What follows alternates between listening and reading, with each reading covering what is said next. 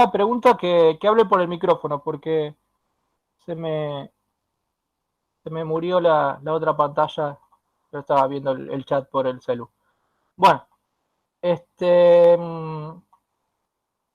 aplicamos balance de principio de conservación de la masa para un sistema material, o sea, si sigo un sistema cerrado, o sea, masa constante, su derivada es igual a cero. ¿Qué hago? Aplico el teorema de transporte de Reynolds con la propiedad que sería densidad y transformo esto que es para un sistema cerrado a analizar, a buscar qué es lo que pasa en mi volumen de control. Esta derivada es igual a cero, por lo tanto, las dos integrales que aparecen acá para mi volumen de control también tienen que ser igual a cero, o sea, que el balance macroscópico toma esta forma. Si el volumen de control está fijo, puedo meter la derivada adentro y ahí me queda lo que ustedes conocen, ¿sí?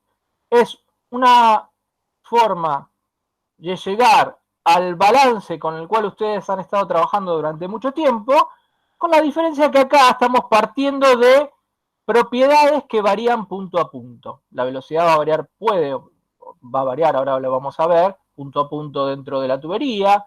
La densidad puede ser constante, podría variar, lo vamos a usar para temperaturas y demás. Bueno, vamos a desglosar un poquito más este término, ¿sí? Lógicamente acá tenemos este término que es la variación temporal de la masa total dentro de mi volumen de control, igual a lo que entra y sale dentro del sistema. Nada más que en forma integral, ¿sí? Para continuar vamos a definir lo que sería una propiedad ponderada o media, ¿sí? Un promedio en una sección. Para el caso de la velocidad media, ¿sí? La vamos a pesar con la densidad, o sea, esto no es más que el caudal másico dividido la, la integral de la masa en el área, sería de algún modo, por unidad de volumen. Bueno, si la densidad es constante, la puedo sacar de ambas integrales y me queda que la velocidad promediada, los corchetitos así indican que es un promedio ¿en dónde? En el área, es como que te agarramos el tubo, lo cortamos y en esa sección que me queda, que es un círculo, calculamos un solo valor de velocidad que va a ser el promedio. ¿Se entiende? Es con el cual ustedes estuvieron trabajando hasta ahora. Ustedes tenían una determinada sección de entrada o salida y se les decía, hay tal caudal, hay tal velocidad. Bueno, era la velocidad media, la promedio en esa área. La podemos relacionar con el caudal volumétrico o el caudal másico. ¿Qué pasa? Si la densidad varía, ya no la puedo sacar fuera de la integral, o sea, un flujo compresible donde la densidad varía y tengo que respetar para el cálculo ambas integrales. No sé, esto lo puse para aclarar porque si partimos de acá, para que quede clarito, la integral desde el punto de vista formal es esto que yo estoy señalando acá, que recuerden que vendría a ser flujo de masa, la integral de ese flujo me va a dar el caudal, ¿sí? La integral de ρ diferencial de S es como un área pesada por la densidad, el cociente me da la velocidad promediada. Esta integral que está abajo, si la densidad varía punto a punto en el área, tendría que también definir una densidad media. Esa densidad media sería la integral de la densidad en el área dividido el área. Es como si yo agarro, esto lo saben, es de matemática, cada pedacito del área tiene un valor distinto de densidad, bueno, sumo esa densidad multiplicada por el área de cada pedacito y después divido por el área total y me da el promedio.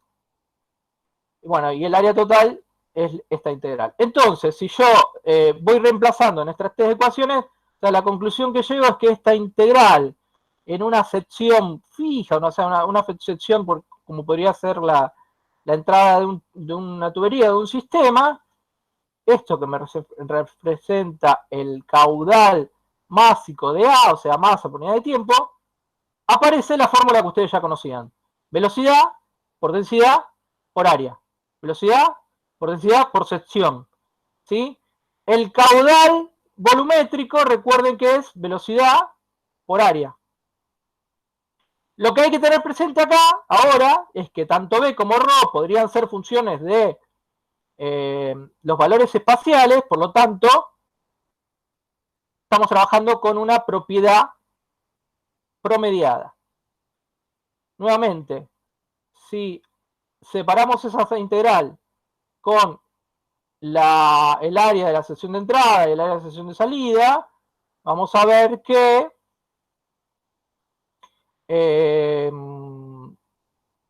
llegamos a que la variación de la masa dentro de un volumen tiene que ser igual al caudal de entrada menos el caudal de salida. O sea, la ecuación que ustedes ya conocen y con la cual han trabajado.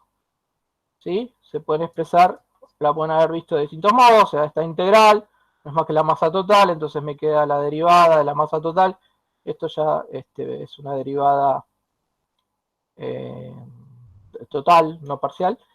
Y esto vendría a ser la masa que entra en la sección de entrada y la masa que sale en la sección de salida. Muy bien. Balance macroscópico. Estas ecuaciones ustedes ya las conocían. Lo que vimos ahora es cómo se deducen, cómo a partir de el teorema del transporte de Reynolds aplicado a un balance integral, llegamos a las ecuaciones. Sí, no hay variación de masa, o sea, si no hay la derivada temporal es igual a 0, es cuando nosotros definíamos un sistema o un equipo como que estaba en estado estacionario. Entonces me queda simplemente que lo que entra tiene que ser igual a lo que sale. Bueno, a ver, les propongo acá un ejercicio de esto que vimos, haciendo un balance macroscópico de masa. Ustedes ya empezaron, creo, a resolver algo de esto. Pero la complejidad es que el volumen de control no es un volumen totalmente fijo, o sea, es un volumen deformable. Bueno, miren, tengo una cavidad, imaginen esto si fuera un recipiente cilíndrico que contiene un líquido, no importa qué, tiene una densidad fija, y vamos a introducir un cilindro a velocidad constante U sub 0, y durante ese tiempo que nosotros lo vamos introduciendo, ¿qué va a pasar? Bueno, el líquido va a dar esta velocidad, se va a empezar a mover y va a empezar a rebalsar o salir por acá arriba. Bueno, ¿cómo encontramos cuál sería la velocidad promedio en estas áreas que yo tengo, que estoy seleccionando ahora? O sea, el área de salida. ¿Cuánto vale la velocidad ahí? Bueno, entonces vamos a tomar un volumen de control, dado que en el tiempo cero sería todo el agua, y en el tiempo t, esta partecita que está acá, se deformó y se movió hasta una posición U0 por t. ¿Sí? Si este pistoncito, este cilindro, se mueve con velocidad constante, metros por segundo, al cabo de un segundo recorre un metro, o sea que al cabo de tiempo t, la posición de z, esta que está acá, es U sub 0 por t.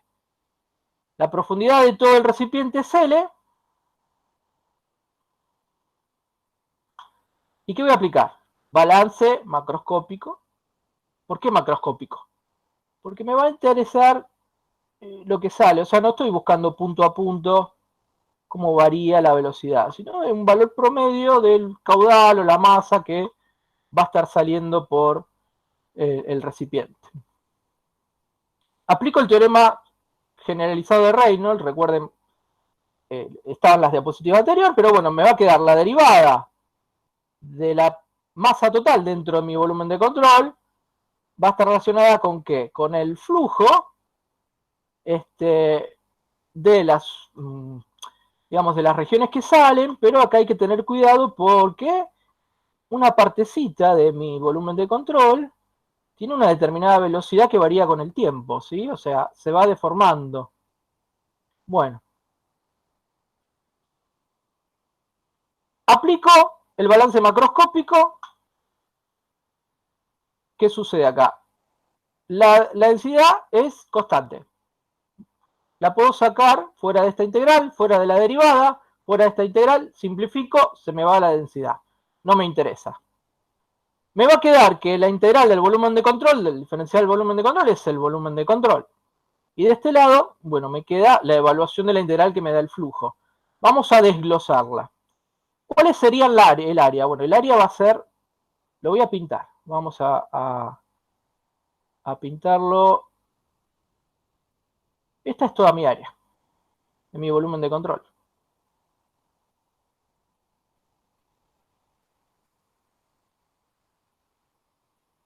Ahora, muy bien.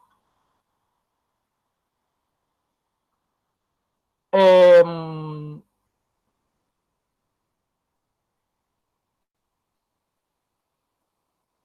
toda esta región, que está fija, mi volumen de control está fijo ahí, ¿sí? Su velocidad es 0. En Z0, la velocidad del volumen de control es 0, o sea, esto que estoy diciendo acá. ¿Y qué pasa con esta velocidad en toda esa pared que yo puse? Bueno, ahí también la velocidad del fluido es 0. O sea, porque si yo pienso la velocidad en este sentido, es 0, o sea, en el sentido normal al área, por una condición de que el fluido no puede penetrar el sólido que lo contiene, entonces todas esas velocidades basan en 0. Entonces, si yo divido esta integral en cada pedacito que me correspondería cada una de las áreas, en este pedazo, este pedazo, este pedazo, este pedazo, este pedazo y este pedazo, esta velocidad se hace 0.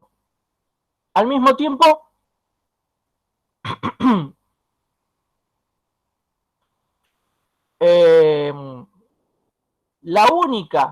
el único lugar donde me queda la evaluación del flujo, ¿sí? Va a ser en z igual 0, donde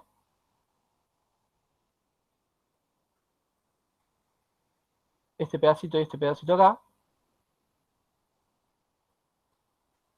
donde el versor normal es saliente para arriba, menos k, depende cómo tome el sistema de coordenadas, pero en este caso estoy pensando que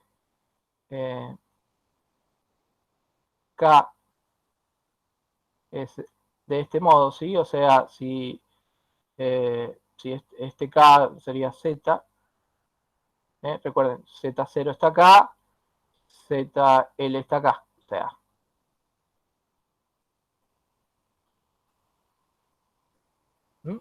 el versor está acá, entonces acá en esta área es menos k. Otra cosa, u sub 0, le estoy diciendo que tiene un valor positivo en este sentido. La velocidad de mi volumen de control en esa área va a ser 0, por lo cual esta expresión me queda como b, que es un poco lo que estoy buscando, pero ¿por qué? No, producto escalar menos k, o sea, esto es el producto escalar de dos versores, de dos vectores, b sub x, b sub y, b sub z, ¿sí? Producto escalar, el vectorcito acá, bueno, 0, 0, 1. Este por este, se me hace 0, este por este, se me hace 0, b sub z por 1, me aparece b sub z, el menos, adelante, me queda b menos b sub z.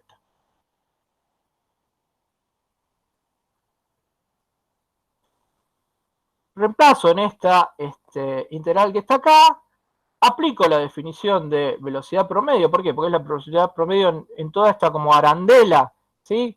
Que yo tengo alrededor del cilindro interior de diámetro de 0 y el cilindro exterior de diámetro de 1. Por eso me queda esta área, que es el área de esa arandela. Ahora, esta ecuación que está acá no es más que la aplicación del balance macroscópico de masa, haciendo la integral correspondiente en el área que corresponde. Muchas de las áreas, muchos sectores del área total, esta integral se anula. Solo termina siendo o teniendo un valor distinto de 0 en esta área que está acá. Bueno, muy bien. ¿Por qué marqué este volumencito, esta derivada acá?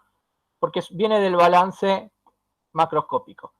Por otro lado, yo puedo decir que mi volumen de control, esto es una fórmula geométrica, en función del tiempo, va a ser igual al volumen que tenía originalmente, o sea, a todo mi cilindro, ¿sí?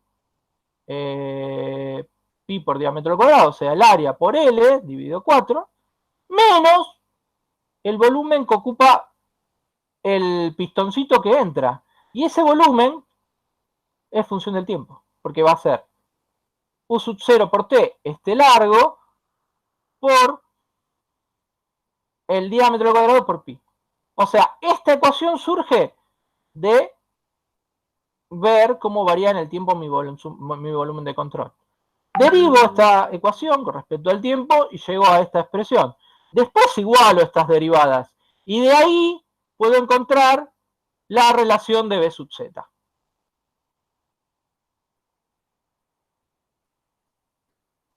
No sé si alguien... ¿Listo? Bueno, ¿alguien tiene alguna pregunta? Se lo dejo esto para que lo vean. Creo que la particularidad es que tenemos un volumen deformable, pero es una ecuación bastante sencilla. Bien, ahora vamos a aplicar el mismo principio para un sistema multiespecie, o sea, donde tengo más de un componente. Y entonces yo lo que sé es que aplicando lo que vimos anteriormente, si no hubiera variación de masa del compuesto A, se aplica la misma fórmula, ¿no? Lo que se acumula o desacumula, o sea, la variación temporal dentro de mi volumen de control fijo, tiene que ser igual a lo que entra o sale dentro de mi volumen. La densidad la puedo expresar a partir de la fracción másica. Bueno, esto son cosas que ustedes ya saben. Y donde tengo que tener cuidado es cuando dentro del volumen hay una reacción química. ¿Por qué? Y porque ahí me varía la masa. ¿Pero qué? ¿La masa total? No, la masa total permanece constante. Pero las proporciones, las relaciones de masas entre los distintos compuestos sí varían. O sea, si A se genera, aumenta su masa, a expensas de que otro compuesto no se ve, disminuya su masa. Ya lo saben. Pero bueno, lo que pasa es que desde el punto de vista del enfoque del modelo, de la representación matemática, bueno, esta integral que está acá, que me representa la cantidad de masa de A que se generó, consumió, o sea, que varió en ese tiempo por reacción química, ¿sí? La reacción esta puede variar punto a punto y yo la estoy integrando en todo su volumen. Por otra parte, al tener un sistema de más de una especie, tengo que tener cuidado porque ya el flujo que entra y sale de mis áreas puede tener, además de la componente advetiva, que era la que vimos, que tiene que ver que si el fluido viene por acá, sale por acá y sale por acá, el fluido se está llevando a por esos dos lados. Pero, si yo tuviera, por ejemplo, este tubo fuera de caramelo, imaginen un tubo de caramelo, ¿sí? Entonces el tubo de caramelo entra agua acá, el caramelo es azúcar, entra agua con azúcar en esta parte, o sea, eso es un flujo advectivo, sale por acá en forma de advectivo. Estoy diciendo que sale en forma de flujo advectivo porque es lo que transporta el fluido de A. Pero ¿qué puede pasar? Como es caramelo, por estas áreas, que son las que están en contacto con el fluido, y va a haber otro flujo, ¿sí? Porque el caramelo se disuelve y va a meterse dentro del líquido. Bueno, eso es difusión, ¿sí? Y está computado en este término que está acá, Entonces tenemos el flujo advectivo más el flujo difusivo. ¿Cuándo vamos a ver bien eso? Cuando vemos transferencia de masa. Pero ahora lo tenía que nombrar, porque si no la fórmula general no era válida como la escribía. Pero ¿qué pasa? Para los balances que ustedes están acostumbrados a hacer y para los que van a hacer en la guía estas, vamos a despreciar la difusión, porque, bueno, generalmente si la velocidad es muy alta, digamos, si no es un caso así como el que presenté recién, donde hay una disolución de la pared y algo de eso, vamos a despreciar la componente de la difusión. Y el balance macroscópico por componente me va a quedar con la variación temporal, la cantidad que entra y sale por flujo advectivo, más la reacción química. Recuerden acá, creo que en una de las presentaciones que hicieron los chicos de la práctica, había alguna duda, porque era más, menos, no. Bueno, el signo de la reacción está en RA, ¿sí? RA puede ser positivo o negativo dependiendo de si se consume o se genera. Esto es general para cualquier reacción. Acá es donde yo voy a terminar poniendo, generalmente el RA va a ser el coeficiente estequiométrico de A de mi reacción por la velocidad de la reacción que yo dé. Por ejemplo, si yo doy A que da B, A es menos 1, y la reacción de B sería R. O sea, menos 1 para A, 1 para B. Y esta R me tendría que representar la cantidad de moles que se producen de B o la cantidad de moles que se consumen de A, que está dado, digamos, con el signo en esta expresión. Bueno, todo esto no es nuevo para ustedes, solo lo que es nuevo es cómo llegamos a esas ecuaciones. Vamos a pasar ahora, ya nos quedan 15 minutos, a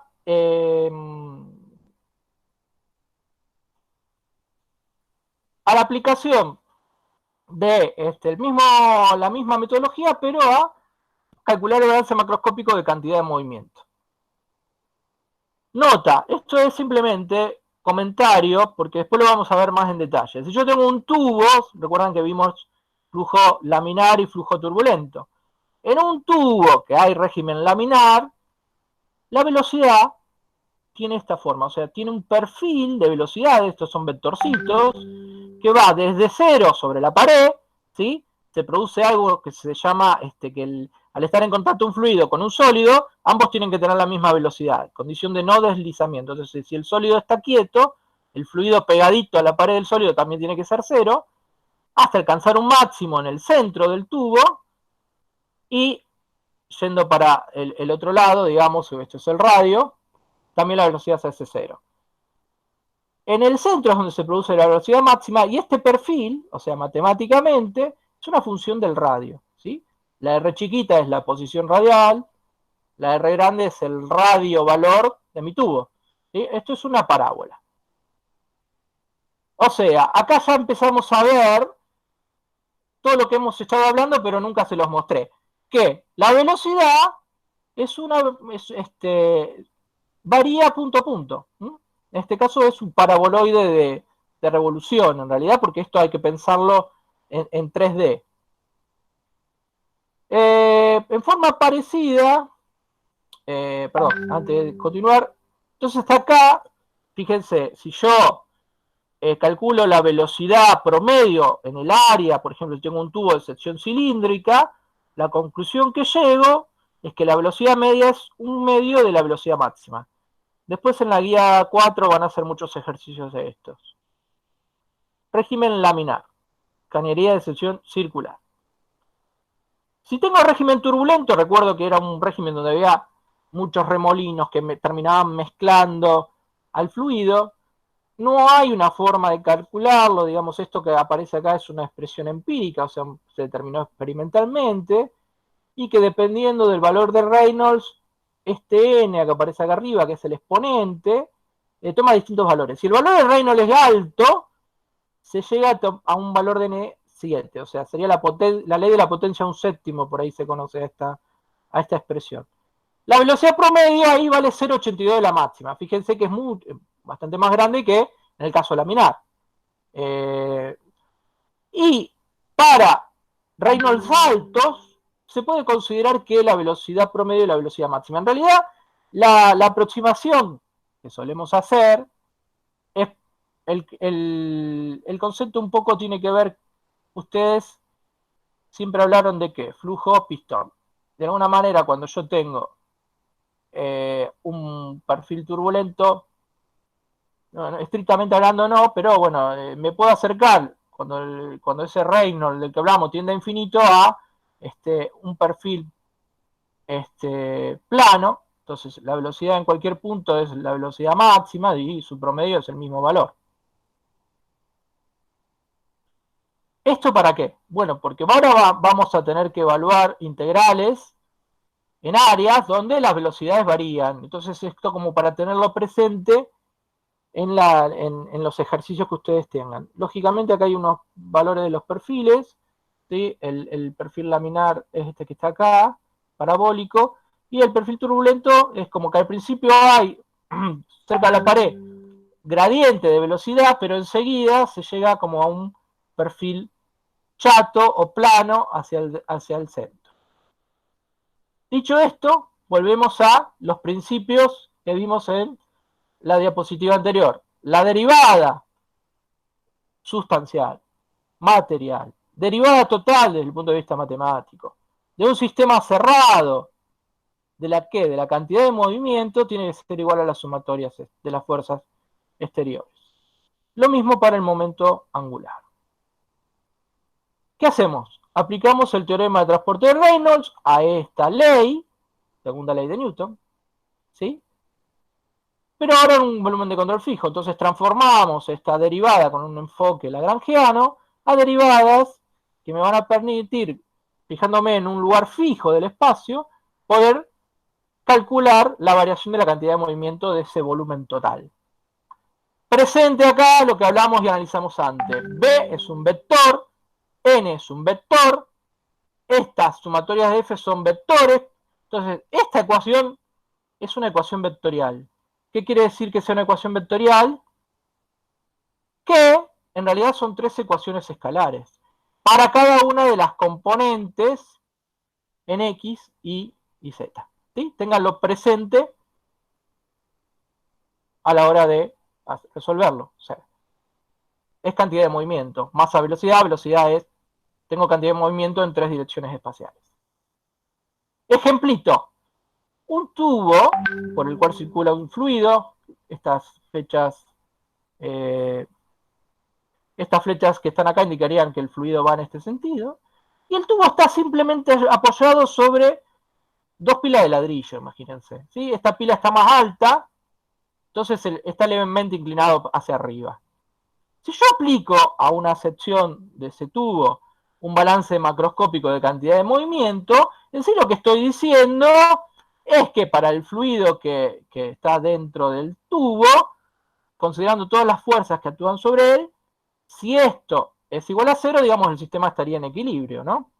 Entonces, esta derivada que está acá me dice la variación dentro de este volumen control de la cantidad de movimiento, más lo que entre o salga de cantidad de movimiento, en este caso solo tengo dos secciones de entrada, perdón, una sección de entrada y una sección de salida, o sea, dos secciones donde puedo evaluar el flujo advectivo, igual a las sumas de las fuerzas exteriores. Y acá separé.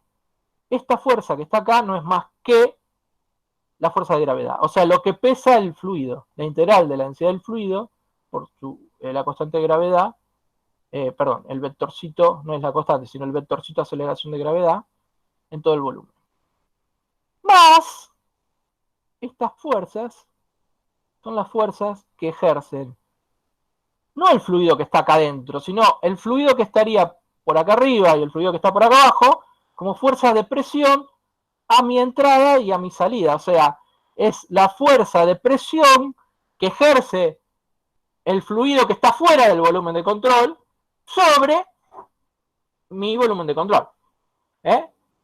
Como no tengo fluido alrededor del tubo, sino solo en la entrada y la salida, o sea, hablo de fluido exterior, es ahí donde tengo que evaluar la fuerza. Esa fuerza no es más que la fuerza de presión.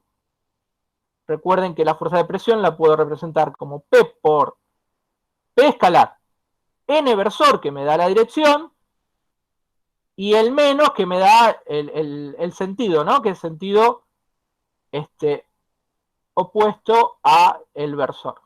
Entonces, para la entrada y la salida, la presión la debería descomponer en sus componentes X o Y, depende de cómo lo llamen, y ¿qué otras fuerzas voy a tener? Y bueno, si eso está en equilibrio, el peso de todo el fluido debería estar en el centro de masa, no sé, pero después voy a tener las fuerzas normales de la superficie donde está apoyada, el rozamiento estático, o sea, esta ecuación es una ecuación vectorial que me analiza todas estas fuerzas.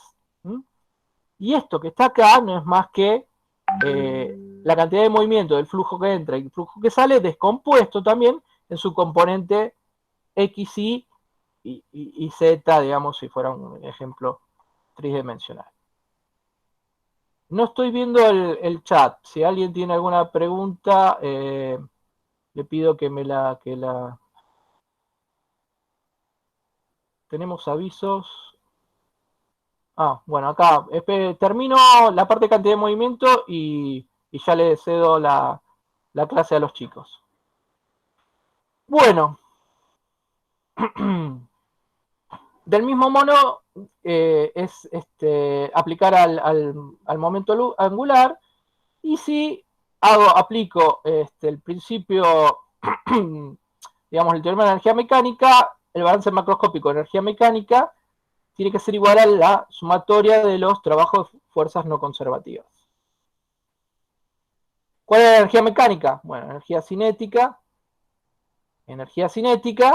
más la potencial dada por la altura. Bueno, acá tengo un pedazo de tubo curvo, recordemos que si el fluido está circulando ahí, yo lo que tengo es lo que llamamos trabajo de flujo, que es el trabajo para circular desde una presión, de un estado de presión de la entrada, de una presión de salida. ¿Sí? Esta es la fuerza de presión. Fuerza de presión, escalar, velocidad, eso da fuerza. Producto escalar, velocidad, da trabajo. ¿Sí? Ahora, eso varía punto a punto, integrando sobre todo el área, me daría el trabajo por unidad de tiempo, digamos la potencia. Para entrada y para la salida, y eso lo llamo trabajo de flujo.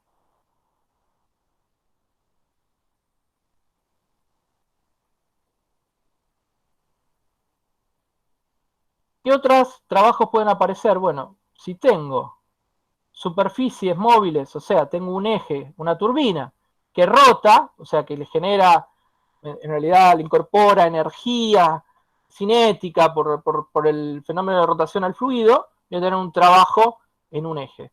Si tengo una bomba, pero a pistón, un émbolo, imagínense una jeringa que está inyectando, extrayendo, inyectando, voy a tener un trabajo sobre las superficies móviles. Las fuerzas viscosas dentro del fluido, esto lo vamos a ver con más precisión en las próximas clases, me generan una disipación de esa energía, o sea, es una fuerza que está actuando como si fuera el rozamiento entre capas y capas del fluido, y puede haber también un trabajo de expansión o compresión. En resumen, si yo tengo un volumen de control como el de la figura, tengo sesiones de entrada, sesiones de salida, trabajos realizados por algo que está rotando, trabajos realizados por una superficie móvil, un émbolo, la va aplicando el teorema de transporte de Reynolds, la variación en el tiempo de la energía mecánica que tengo dentro de ese volumen de control, más la cantidad de energía mecánica que entra y sale con el fluido, o sea, por flujo advectivo, tiene que ser igual a los trabajos realizados por las fuerzas no conservativas. De estos trabajos podemos separar el trabajo de flujo, trabajo sobre las superficies móviles, eje, fricción, expansión, compresión, y puede haber alguna otra.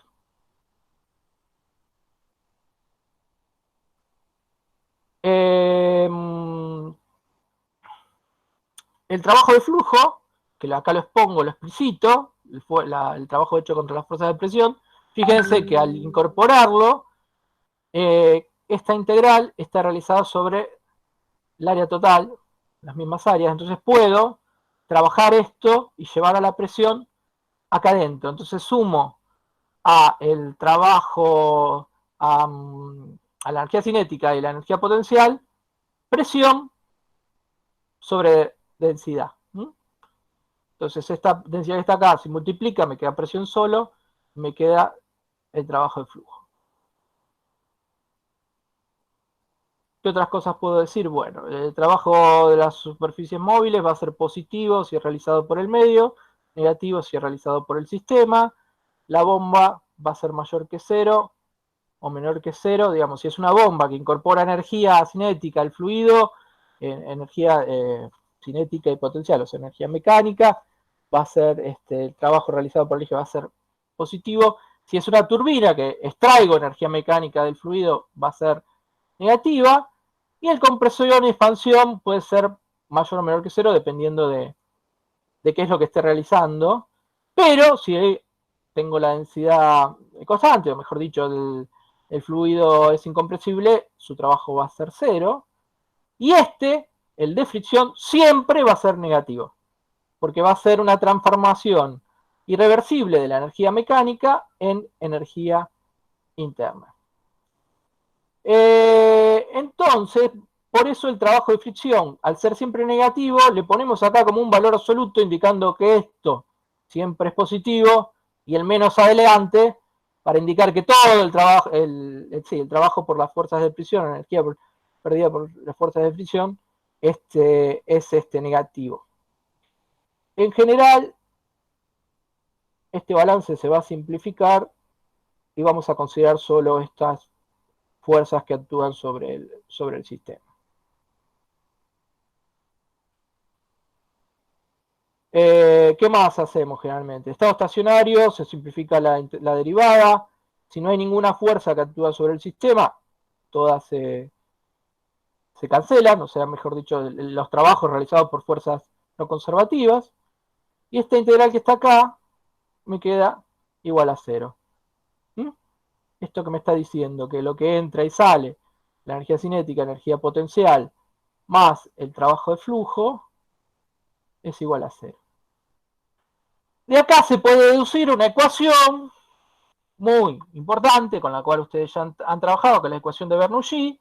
Simplemente, si yo evalúo esta integral en la sección de entrada, en la sección de salida, acá me va a salir, me va a quedar el caudal másico, masa por unidad de tiempo. Como esto es igual a cero, la conclusión es que esta sumatoria, presión sobre ρ, velocidad al cuadrado sobre 2, más g por h, a la entrada tiene que ser igual a la salida. O sea, hay una conservación de esto. ¿Qué me representa esto? Energía, o sea, si analizo las unidades, energía por unidad de masa. Esta ecuación se puede trabajar. Si yo multiplico por ρ, llego a esta expresión, y si divido por g, llego a esta expresión. Son distintas formas de la ecuación de Bernoulli. Acá, esta que está acá, ya la vamos a trabajar más profundamente, pero fíjense que las unidades de esto es metro, porque me queda en lo que se conoce alturas, y las unidades que tengo acá serían unidades de presión, de fuerza por unidad de área. Si analizan las unidades, lo que representan estas distintas constantes, porque las constantes van a ser distintas según la ecuación, pero digamos, cuando yo me muevo en una línea de fluidos que mantiene esta sumatoria constante, se va... Lo que quiero decir es que, digamos, entre la entrada y la salida, cuando aplico Bernoulli, estoy considerando que se mantiene esa sumatoria. En el fondo lo que se está manteniendo es la energía por unidad de masa, por unidad de volumen o por unidad de peso del sistema. Bien, chicos, vamos a dejar acá y después el viernes hacemos los balances que quedan. Creo que además con lo que vimos hasta acá pueden hacer dañamiento los problemas y van a entender bastante más lo que han estado haciendo. Así que les paso preguntas y demás, las vemos todos el viernes, ¿sí? Ustedes van a tener la posibilidad de volver a ver el video y ver las diapositivas y me hacen preguntas el viernes. Así que, a ver, ¿clases el viernes? ¿Qué feriado? No, pero este viernes no es feriado. Yo estoy confundido. No, sí, este viernes es feriado y el otro viernes también. Bueno, pero me parece que no, porque yo tenía en el cronograma, que no sé dónde lo saqué, pero es de feriado por lo del genocidio armenio, ¿no? A ver. Pasa que con el tema de la cuarentena. Sí, se con. Claro, no, este fue el que se movió, creo. Ah, perfecto. Este viernes no es feriado, perfecto. No. El primero es. 22, claro. No, Claro, es el Día por la Acción y la Tolerancia y el Respeto entre los Pueblos, pero no es un feriado. ¿Cómo se llama? Es feriado, pero no para todos, por decirlo de algún modo. Ah, perfecto. Bueno, nosotros tenemos unos avisos. Primero, que hay una autoevaluación en el campus. No vamos a poner nota, pero si pueden, esa voluntad la realizan. En series 1 tenemos al final autoevaluación serie 1 y la envían vía campus. Javier, ¿estás